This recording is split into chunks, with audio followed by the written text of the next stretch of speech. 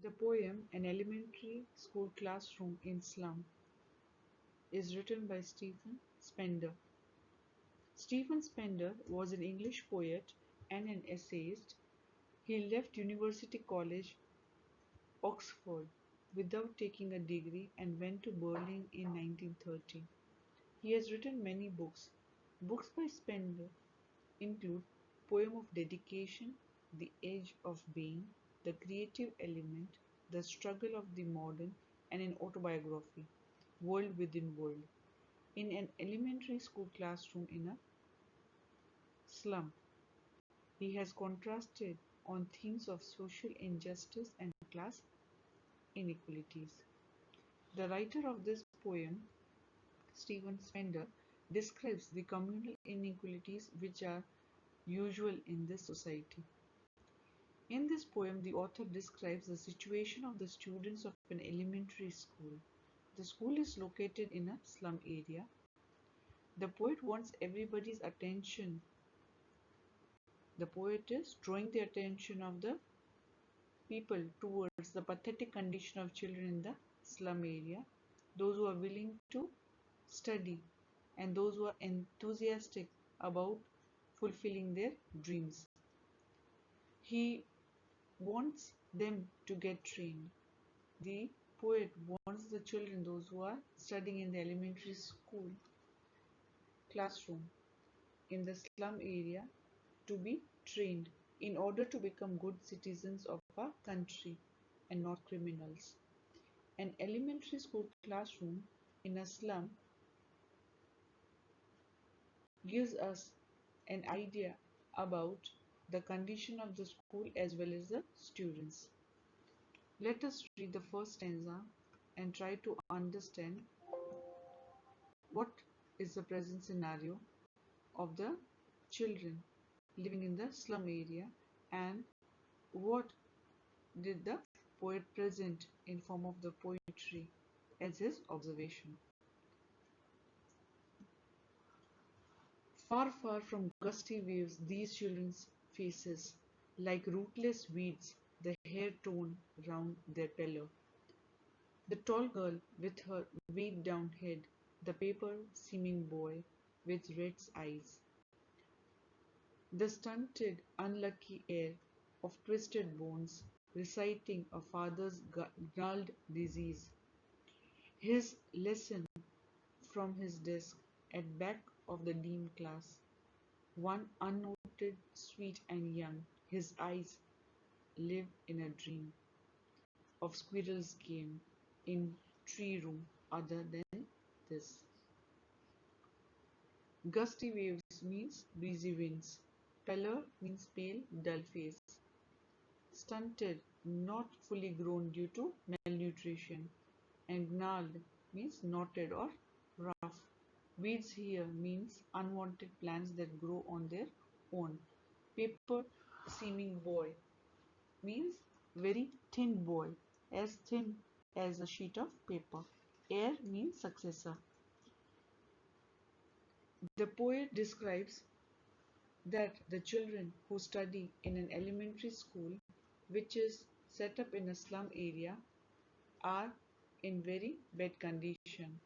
They are living in pathetic condition.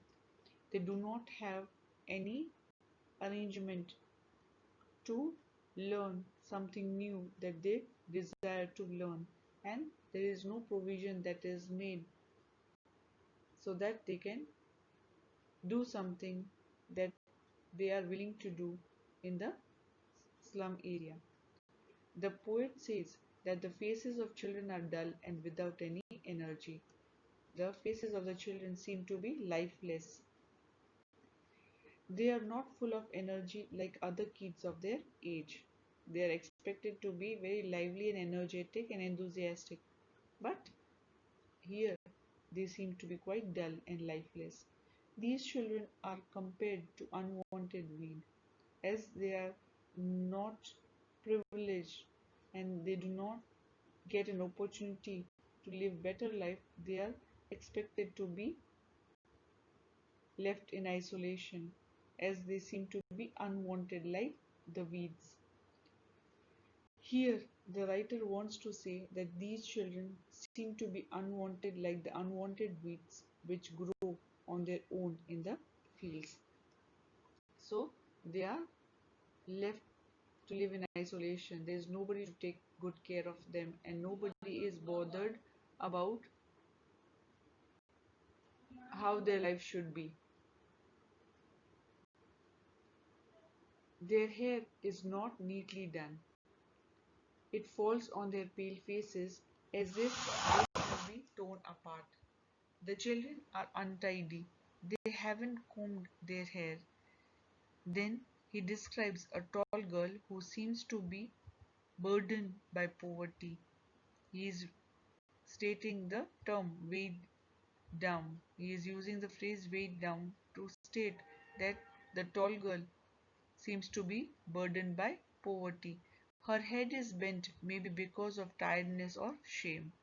There is another boy who seems to be weak and thin, and he is so weak that he has been compared to a sheet of paper. The boy's eyes reflect greed and he wants to achieve everything. As he is willing to achieve everything, his eyes reflect his desires. Then he describes another student who is physically disabled. The poet says that this boy is unlucky because he inherited a disease from his father due to which he has a deformed body. So here the poet presents how the children living in the slum areas are struggling for the better life. Instead of getting any facility from his father, this disabled boy, who is really suffering from malnutrition and he is also having some kind of ailment, has received a disease in heritage. This disabled boy is sitting on his bench and is reciting his lesson. At the back of the class, in the dim dark area, was a small boy who was not visible to the poet as he was sitting in darkness. So here the poet seems to have been observing the children, those who are in the classroom to study, and they seem to be dull and lifeless as they do not have good background, and as they are underprivileged they seem to be innocent but unhappy. The poet could see his eyes, which were bright and full of a dream. Okay, here when he is observing this child who is sitting aloof in the classroom, the eyes of the children seem to be bright, but although they have big dreams, but they could not achieve anything, so they seem to be disheartened and disappointed. He was not paying attention to the class. It seemed as if he was rather interested in playing with squirrels in the tree house. So the boy who was sitting in the darkness was busy observing the squirrels in the tree house, and he was not interested in what was going on in the classroom or what was taught in the classroom. So if you mark the literary devices, here the poetic devices presented in the poem are simile, metaphor, and repetition. Simile, as the children are compared with rootless weeds, like rootless wheat, and metaphor, as the boy is compared with paper as he is thin. Repetition is stated why? Because there is repetition of the word far.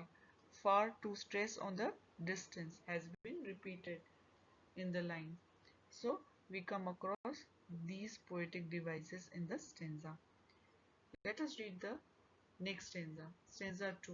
On sour cream walls, donations, Shakespeare's head, cloudless at dawn, civilized dome, riding all cities, bellied, flory, tireless valley, one-handed map. Okay, that is open-handed map. Awarding the world its world, and yet for these children, these windows, not this map, their world, where all their futures pointed. The poet pointed the things around the children as they have been placed on the different walls, and the decorations have been made. What are the decorations all about?